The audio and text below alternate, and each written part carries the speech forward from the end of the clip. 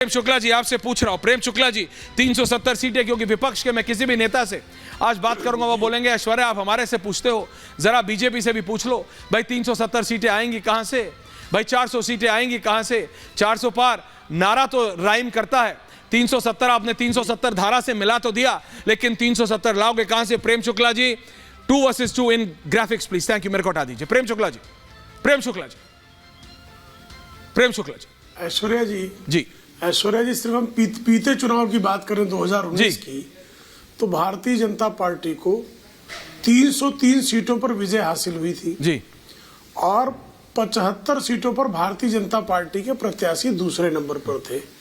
तो 378 सीटें तो यही दिखाई दे रही हैं साफ साफ। भारतीय जनता पार्टी के प्रत्याशी विविध राज्यों में भारतीय जनता पार्टी के मत प्रतिशत को हर, जैसे आदरणीय नरेंद्र मोदी जी ने आह्वान किया है कि हर बूथ पर 370 वोट बढ़ाने के लिए लक्ष्य रखना है और उसको सिद्ध करना है।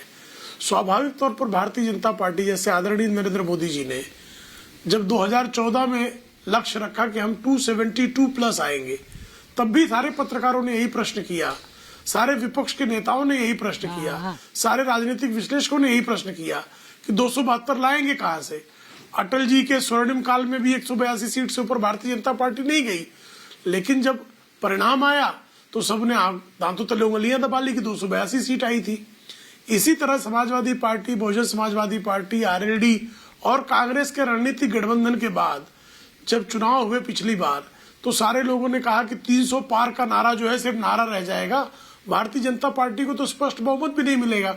उत्तर प्रदेश में जहां किसी जमाने में नारा लगा था मिले मुलायम काशी राम, हवा में उड़ गए जय श्री राम, वहां सपा बसपा का गठबंधन हो गया है, उसमें आरएलडी भी मिल गई है, कांग्रेस ने भी रणनीतिक गठबंधन कर लिया है। तो भारतीय जनता पार्टी कहां सीटों की संख्या पाएगी? हुआ क्या, एनडीए को आदरणीय मोदी जी के नेतृत्व में 51% वोट मिले उत्तर प्रदेश में और 64 सीटें हासिल हुई, और भारतीय जनता पार्टी 303 सीटों पर जो है भारतीय जनता पार्टी की विजय पताका फहराई। उसी तरह से आज जब हम 370 पार की बात कर रहे हैं, उसी मुद्रा में वही लोग वही प्रश्न पूछ रहे हैं कि 370 कहां से ले आएंगे। हम बता रहे हैं कि हर बूथ से 370 वोट बढ़ाएंगे और 370 ले आएंगे, 370 ले आएंगे। राजकुमार भाटी जी और राजेश गुप्ता जी, एक एक करके आपके पास आ रहा हूं। भाटी जी, बीजेपी तो कह रही है हम 370 ले आएंगे, आप बताइए आप अपनी सीट उतनी कैसे जोड़ेंगे कि इनको रोक पाए? समाजवादी पार्टी के प्रवक्ता के पास जी, भाटी जी। ऐश्वर्या कपूर जी, 2024 के लोकसभा चुनाव में एनडीए की और भारतीय जनता पार्टी की बुरी दुर्गति होनी है, बुरी। एनडीए का रथ जो ये सब्जबाग देख रहे हैं, मुंगेरी लाल के सपने देख रहे हैं, ये 150 और 200 के बीच में रुक जाएगा इनका रथ, ज़्यादा से ज़्यादा 200, वरना मैं तो कहूँगा 150। इसकी वजह यह है कि भारत के नागरिकों का हर वर्ग इस जनविरोधी सरकार से नहीं। आपने जब प्रेम शुक्ला को नहीं टोका तो हमें क्यों टोकते हो आप? या तो उन्हें भी टोकते बीच बीच में आप। जितना टाइम उन्हें दिया उससे आधा टाइम हमें दें, लेकिन हमें भी ऐसे ही बोलने थे जैसे उन्हें बोलने दिया। उनका भाषण आपने कराया, उनकी जो है कथा सुनी, प्रवचन सुने, तो हम अपनी बात कह रहे हैं, अपनी बात का उत्तर दिया। भारतीय जनता पार्टी कुछ और बोल रहे हैं। अच्छा कोई नहीं बोलने दीजिए, बोलिए। जी सर, मैं आपसे बोलिए मैं आपके ऊपर कोई है, अच्छा भाटी जी बोलिए ना, कोई एतराज नहीं कर रहा। भाटी जी इतनी ईगो रखना अच्छा नहीं होता है। हाँ बोलिए, चलिए बोलिए, ठीक है। मैं कभी यार ईगो जैसी मैंने कौन सी बात? अच्छा भाटी जी डिबेट करते हैं। अच्छा भाटी जी आप भी पत्रकार रहे हैं, कपूर ने आपसे भी ये पूछा। थैंक यू, बोलिए। नहीं, मैं बोल रहा हूं, अगर बोलने देंगे आप तो मैं बोल रहा हूं, स्पष्ट तौर पे बोल रहा हूं। भारत के नागरिकों का हर वर्ग भारतीय जनता पार्टी के कुशासन से, जनविरोधी नीतियों से, भेदभाव की नीतियों से, नफरती एजेंडा से परेशान है। भारत के किसान सड़कों पे पिट रहे हैं, उन पे गोलियां मारी जा रही हैं, उनके सिर में गोलियां मारी जा रही हैं, और 8-8 दिन तक उनका पोस्टमार्टम नहीं हो पा रहा है। और भारत में नौजवान सड़कों पर है, रोज नौजवान सड़कों पर पिट रहे हैं, पेपर लीक हो रहे हैं, पर्चे बदले जा रहे हैं, ओबीसी के साथ, दलित वर्ग के साथ, अल्पसंख्यक समाज के साथ नौकरियों में भेदभाव किया जा रहा है, उन्हें भर्ती होने से रोका जा रहा है। ये मैं नहीं कह रहा, हाईकोर्ट का आदेश है, केंद्रीय पिछड़ा वर्ग आयोग का आदेश है उत्तर प्रदेश के संदर्भ में। भारत में जगह जगह महिलाओं के साथ रेप की घटनाएं हो रही हैं, उनकी हत्याएं की जा रही हैं, पुलिस जबरन उनकी डेड बॉडी मिट्टी का तेल डाल के जला देती है, उनके परिजनों पर लाठियां चलाती है। रामपुर में एक दलित लड़के की केवल बाबा साहब की तख्ती लगाना चाह रहे थे, जो हमारे भारत के संविधान के निर्माता हैं, जो भारत रत्न हैं, उनके नाम की तख्ती लगाने पे पुलिस ने गोली मार दी और गोली मार के उसकी डेड बॉडी नहीं दी घर वालों को और रात में उसकी डेड बॉडी जला दी गई। ये परंपरा बन गई है, ये घटनाएं नहीं है, ये भारतीय जनता पार्टी की परंपरा बन गई है कि 90% नागरिकों का दमन करना है, उनका शोषण करना, उनके साथ अन्याय करना है, भेदभाव करना है।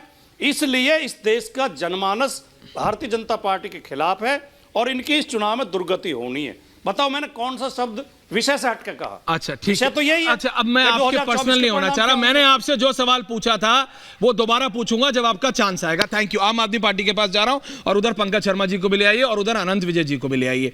आम आदमी पार्टी, राजेश जी आप नेता हैं, आप भी इलेक्शन लड़ते हैं, आपको भी जीतना है, आपको पता है कांग्रेस के खिलाफ पार्टी बनी, कांग्रेस के साथ अब आप लड़ रहे हैं, जनता को कैसे कन्विंस करेंगे? पंजाब के मुख्यमंत्री से पूछा गया कि दादा आप और आपकी और कांग्रेस की सोच एक है ना, क्योंकि आप तो एक हो गए, तो तड़क के बोले पत्रकार को, बोले क्या मतलब है तुम्हारा?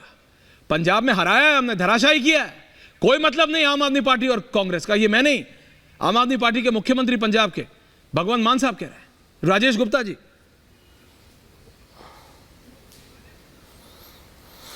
देखिए ऐश्वर्या जी, हर स्टेट की अपनी अलग पोजीशन होती है, पंजाब की अलग है, दिल्ली की अलग है, ठीक है। भाजपा भी जरूरी नहीं है कि किसी पार्टी के साथ में कहीं गठबंधन कर ले तो सब जगह करे। अगर ऐसा होता है तो जेडीयू के साथ में उनका गठबंधन था, है ना, उनके साथ सरकार चल रही थी बिहार में, लेकिन असम में जेडीयू की पार्टी को ही तोड़ रहे थे। तो इस बात को रहने देते हैं। मैं आपने 370 की जो आप पूछ रहे हो कि 370 कैसे आएंगी, लेकिन आप दिल्ली के परिप्रेक्ष्य में देखें तो अभी आपने ही बताया कि 5 सीटें भाजपा अपने सिटिंग एमपी की काटने जा रही है। क्यों काट रही है? क्योंकि वो नहीं जीत रहे। अब क्यों उनकी नहीं जीत पार्टी रहे? उनकी मर्जी, आप काटेंगे तो आपसे भी नहीं पूछेंगे। मीनाक्षी लेखी जी बुरी थी। नहीं, एक मिनट से नहीं बोलिए, चला, बोलिए, I'm just asking। पूछेंगे आप। किसी की टिकट सिर्फ 2 मामले में कटती है, या तो एक मिनट मैं बोल लूं सर, टिकट 2 मामलों में कटती है मोटे तौर पे, या तो वो अपने पार्टी के विरुद्ध हो जाए, ठीक है, और या फिर वो हार रहा हो। तो अगर मीनाक्षी लेखी जी हार रही हैं तो या तो मीनाक्षी लेखी जी ने कुछ नहीं करा, तो कैंडिडेट बहुत बुरा था, है ना, और हर बार ये ऐसे ही करते हैं, और या फिर वो मोदी जी की वजह से हार रही हैं। कुछ तो वजह होगी जो उनको फ्रेश चेहरों के लिए सोचना पड़ रहा है, या वो उस गठबंधन से डर रहे हैं जो कांग्रेस और आम आदमी पार्टी का दिल्ली में हुआ है ना। आप इस बात को ऐसे दिखा सकते हैं कि भाजपा डर गई कि देखिए अपने 5 कैंडिडेट बदल रही हैं, लेकिन एंगल देना भी सिखाएंगे आनंद विजय जी, पंकज जी दिखा सकते हैं। मैं तो आपको कुछ नहीं कहूंगा। नहीं, अब यही चीज, तो कह रहा हूं आप जो अब यही चीज बची थी कि अब एंगल भी दे दीजिए। जैसे अभी राजकुमार भाटी जो खुद पत्रकार रहे हैं, वो पता है पत्रकार वार्ताओं में वो भी गए होंगे, लेकिन अब नेता है, तो अब वो मैंने उनसे पूछा आप कैसे जीतोगे, और पब्लिक देख रही है।